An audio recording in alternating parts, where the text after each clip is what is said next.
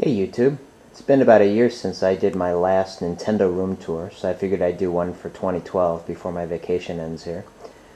This time I'm going to start at this end of the room and show you how I've hooked all 14 US and Japanese Nintendo consoles to this TV.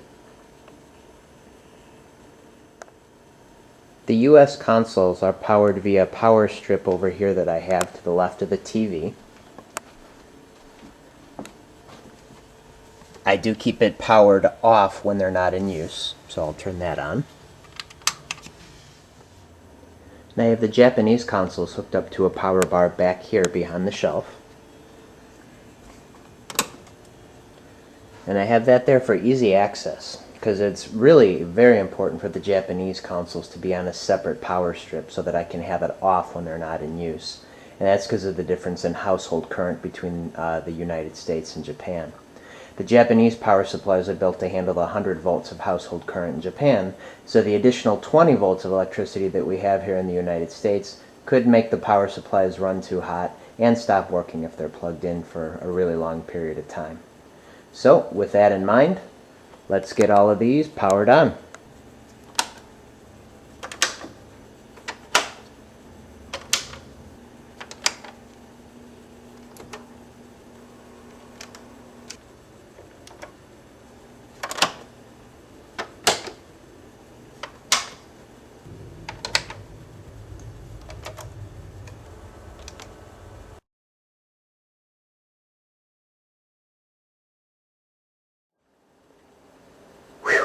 Well, I'm glad that disaster was averted. Anyway, now that they're all powered on, I'll tell you that with the exception of the Famicom and the NES2, most of the rest of these Nintendo consoles are hooked up to my LCD TV via composite video. And I know that's not a very popular setup because the video quality of a composite cable on an LCD TV really is not all that good. But with the space that I have up here, I really don't have enough room for an LCD TV for modern consoles and a CRT TV for all these older Nintendo consoles. So to get around that, I just download my most favorite Nintendo games on the Wii Virtual Console and play them with original controllers with the use of an adapter that I have. And I think the picture quality is great. I love seeing the pixel art and the sprites on such a clear LCD TV. So, all that said, now I'll give you the rundown on how I have all of these hooked up. Alright, here are the two main switch boxes that I use to hook most of the consoles up to the TV via composite video. The one on the top is for the Japanese consoles, and the one on the bottom is for the US consoles. And both of these are hooked up into yet another switch box over here on the right. You can see that the leftmost button is for the US consoles, the middle button is for the Japanese consoles, and then the rightmost button is for my Sega Genesis that I do play on occasion.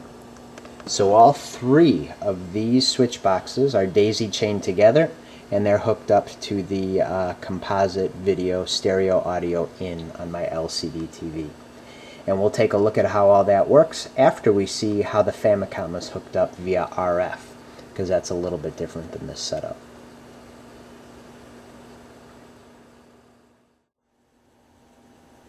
Alright, first up is the Japanese Famicom, and since it uses RF only, we're going to have to set the TV to TV and then tune to channel 96 to get the right frequency to see the RF signal for the Japanese console.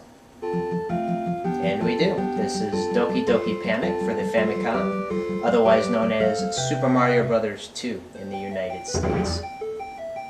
So all the rest of my Japanese systems are going to use a composite video, so we're going to have to set the TV to AV2 to see the rest of them. So there's AV2, and next up is the Famicom AV.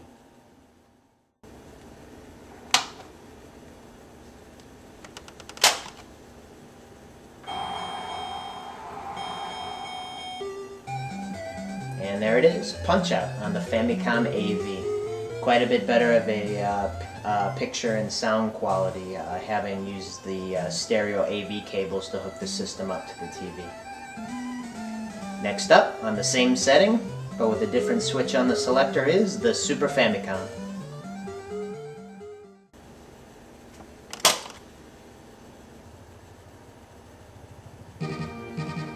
And here you see F-Zero running on the Japanese Super Famicom, hooked up with stereo AV cable. Next up is the Super Famicom Junior.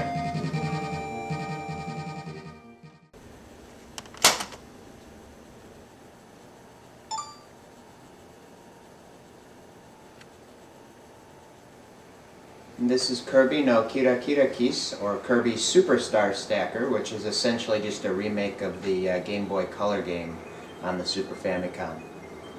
Next up, Japanese N64.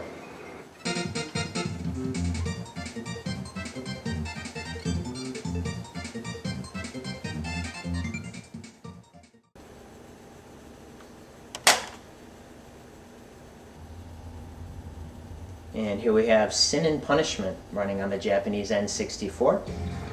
Archie! Archie! Hurry! Save us, Archie! And we have decent picture and sound quality due to the stereo AV cable. Are these the rebels? One group of them, sir. They have no strength to resist any longer. But the leaders are still alive. Next up is the Japanese Gamecube. Join the troops intercepting the ruffians.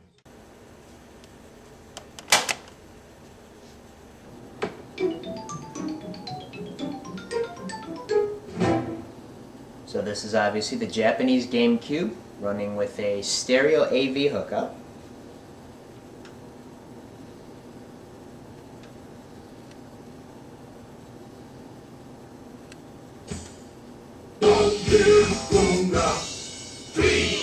Showing us Donkey Konga 3 with decent picture and sound quality. Next up is the Japanese Wii.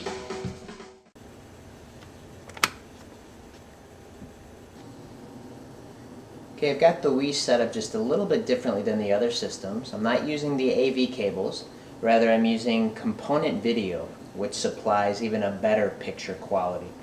So I have it set to component 2.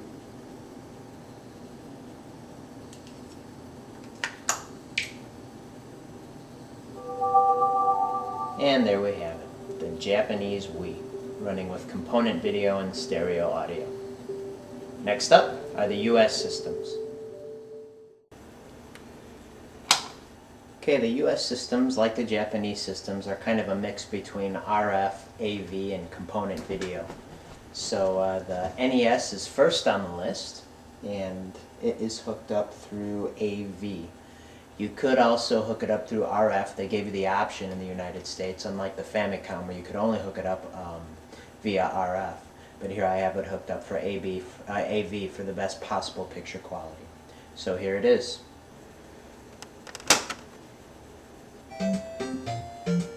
Here we have Startropics.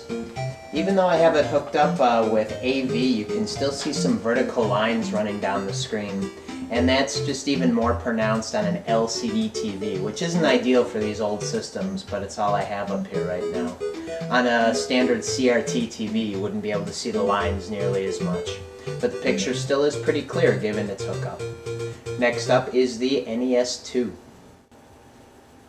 Okay, the NES2 only has RF out. I believe that was a cost-saving measure given that the system was so near the end of its life.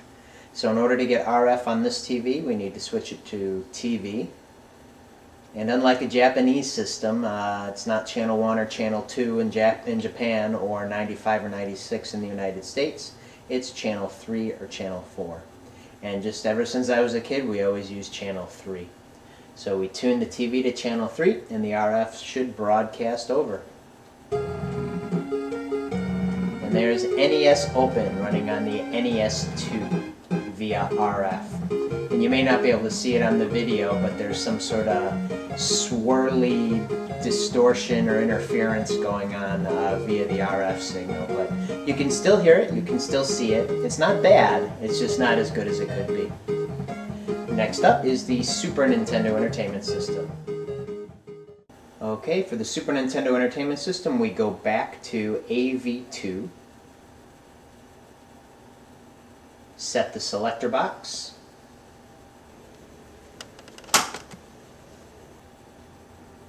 And here we have Pilot Wings running on the Super Nintendo Entertainment System with stereo AV. Next up is the Super Nintendo 2.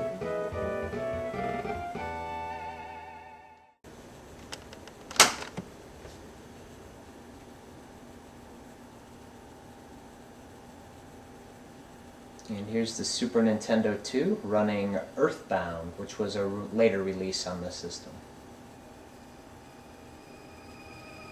No, that's not a bad RF signal, that's the game.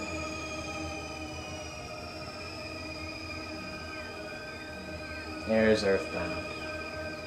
Next up, the US N64.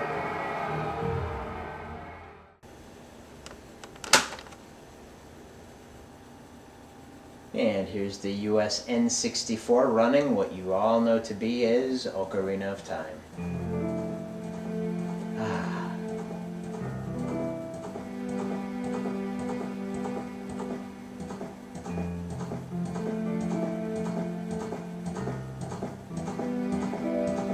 Next up, the US Gamecube with a little bit of a different setup. Okay, the Gamecube in both the United States and Japan, at least early on in its life, came with two video outputs. You see here I've got a picture of my US Platinum Gamecube. And on the right you have the standard multi-AV out, which came with most Nintendo systems. It's composite video and stereo audio. On the left though there's another port, and that's a video out, component video out.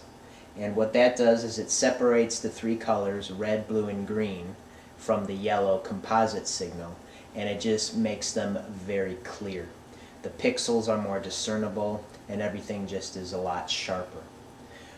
In both the United States and Japan, what Nintendo did is a cost-saving measure, since unfortunately the GameCube did not sell very well compared to former Nintendo systems, and especially compared to its rivals, the Xbox and the PlayStation 2. They eliminated the component video out to save money.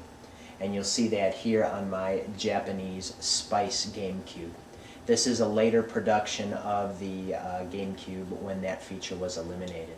So all you get is the multi-stereo AV out. So if you're curious about what kind of GameCube you have, just take a look at the back. And if you have two outputs for video, you have an older version. If you have just one, you have one of the newer versions. For my US GameCube, I use the component video out because the difference between the composite video quality is phenomenal. And I use it on this GameCube because I have the GameCube player attached to it. And playing the old Game Boy games, the Game Boy Color and Game Boy Advance games on this, they look fantastic. Very clear graphics. I always thought that the GameCube player seemed to make things blurry. And that's just the way it goes. These games were never to be played at a resolution like this, nor on a TV this big. So of course they're going to look a little bit blurry. But playing them with component video really helps eliminate some of that and makes the picture a lot sharper. So we're going to take a look at the GameCube, my US GameCube, with component video out. And in order to see a system with component video out, of course you have to set your TV to component video input. So on my TV I have the GameCube set to component 1. So we'll set it there. Turn it on.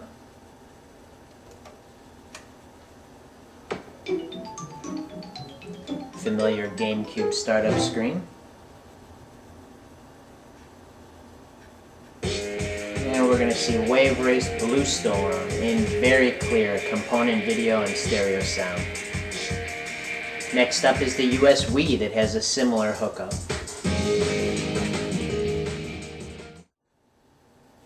Alright, I have the Wii hooked up in a similar way to the GameCube using component video for a clearer picture.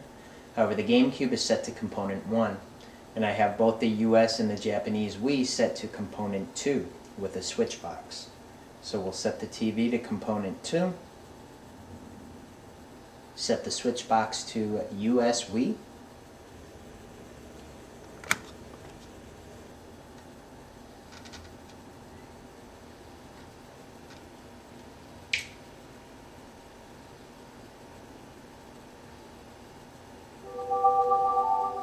And there's the USB with crystal clear component video. At least as good as you can get. Definitely not HDMI. But anyway, that's how all of my systems are hooked up. When the Wii U comes out later this year, hopefully I'll be able to get it at launch. I already have a separate HDMI input already labeled for game for the Wii U. Well, now that you know how it all works, I'll take you through the rest of the Nintendo loft here. If you've seen my other videos, you know basically what it's all about, but I'll let you know if there's anything new or different since last time. So I'll take you up around this way. The only thing that's really new for the most part are the Famicom Mini collections up here on the top. And I did an unboxing and review of those recently. So I'll take you over here. The Mario Galaxy 2 poster. Nintendo figurines from the Nintendo World Center in New York. I switched the side of the loft that the Nintendo Power magazines are on. They were on the left-hand side, now they're on the right-hand side, just so they don't have to be broken up. Got an extra shelf for now, and I got these cutouts of Raccoon Mario and Donkey Kong. They're plastic, but they have an adhesive back. I didn't stick them on there permanently, but I thought that'd be a good place for them for now anyway. Speaker with my little rack of brochures for Nintendo consoles, and where the Virtual Boy used to be, Virtual Boy is now down here in its Blockbuster case. I just got tired of dusting it because it's got a lot of nooks and crannies on the top, so I decided to store it instead of display it. And this shelf right here, this is a little bit different than last time. The biggest difference is got an organizer on top so that I can keep all the games up there. On the left we've got the Sega CD games. On the right, PS3 games. In the bottom right, PS1 games. And I did put the PS1 out. And that's because I wanted my collection to display every console that I ever bought, either as a kid or from a store on my own, with my own money, during that console's life. So with the exception of the Sega CD, I never had that as a kid. But I did get a Genesis in 1993, a PlayStation in 1997, and a PS3 in 2010. So I wanted to have those out. Genesis games, pulled them a little bit more forward for easy access. They were kind of tucked back there because those are really deep shelves. Nothing new really in the cabinets down there. Another switch box to switch between the Genesis and the PS1, and also VHS. Sometimes I hook my old video cassette recorder into those inputs to watch old movies that I have on VHS still. Oh, and something else of note on this cart. We've got these video game hardware handbooks, volume 1 and 2, from the publishers of Retro Gamer, which I believe is a British publication. Very detailed and just very interesting. Historical guides, best games, all those types of things. Interesting tidbits about a lot of video game hardware. And there's II from Super Monkey Ball. And take you around this side. Lamp, Donkey Kong Jenga, NES controller. Nothing too interesting. Shelves with games. I think last time I had some of my question blocks and mushroom tins on here.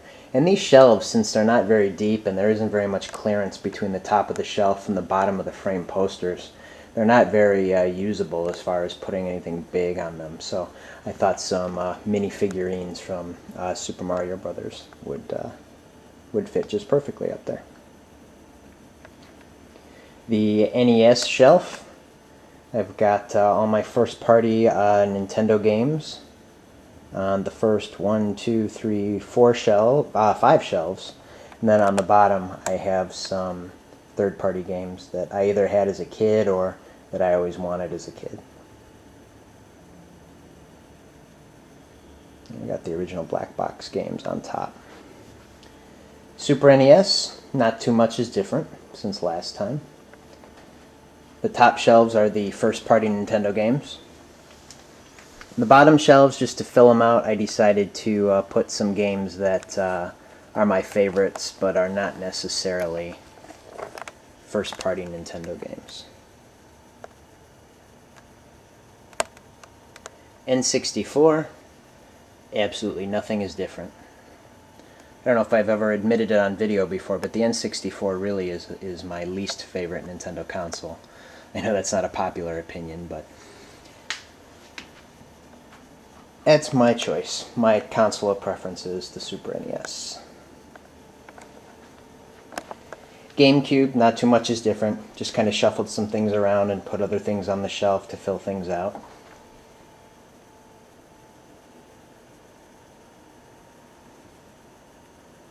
Question blocks are the Club Nintendo prize from a couple years ago, which you'll see in a minute. Same thing with the Wii, not too much is new. I did do a Mario 25th anniversary display. Got the US release of Super Mario All-Stars on the left, and the Japanese release on the right. Got the multicolored Wii wrist straps that were a prize or an award from Club Nintendo. And the commemorative coin for Mario Galaxy that was a pre-order bonus. And then just the rest of the Wii games. Handheld Shelf, I went through this on last year's video. Got Game Boy on the top shelf along with the Super Game Boy. The Mario Party E game, Virtual Boy games, and some oversized Game Boy Advance games, as well as the rest of my Game Boy Advance games and the Game Boy Player disc for the Gamecube. And then DS finishes out this shelf here. And on to the last one. Got 3DS games.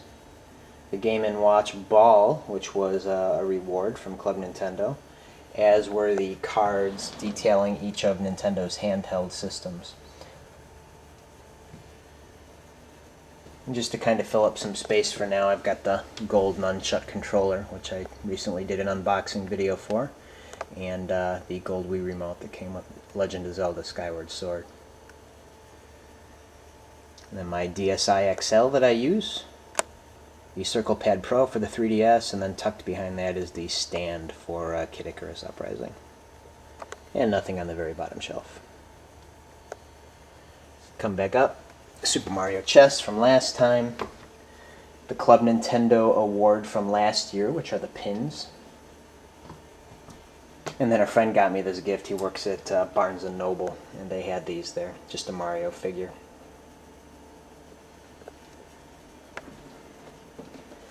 This is the import shelf over here. Okami, or Okami Den rather, is on the top middle. It's the Japanese box set for the DS game. And that's flanked by my import soundtracks that are in Club Nintendo holders. Then the top shelf is Famicom and Disk System games, the few that I have. Next shelf down, Super Famicom games.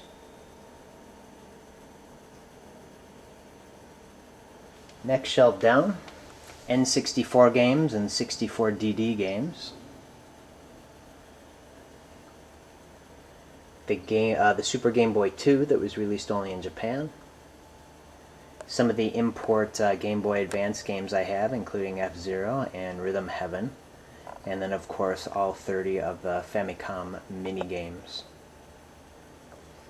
And then on the very right here, right bottom, just a hodgepodge. Got some got Donkey Konga 3 for the GameCube. Got the Game Boy Player disc for the Japanese Game Boy Player. Got Slide Adventure Mag Kid for the DS. And got Freshly Picked Tingle's Rosy Rupee Land. That's a PAL import for the DS. and then a couple Wii games, the Super Mario All-Stars, and the new Play Control series, a couple games that were never released. Well, one of them has been now. Chibi-Robo and Pikmin 2. Those were part of the new Play Control series that was released a couple years ago. And of course, Japan got some titles we didn't. So, but now we do have Pikmin 2 here in the United States, in English, which helps. Across the window. Same frame pictures from last time.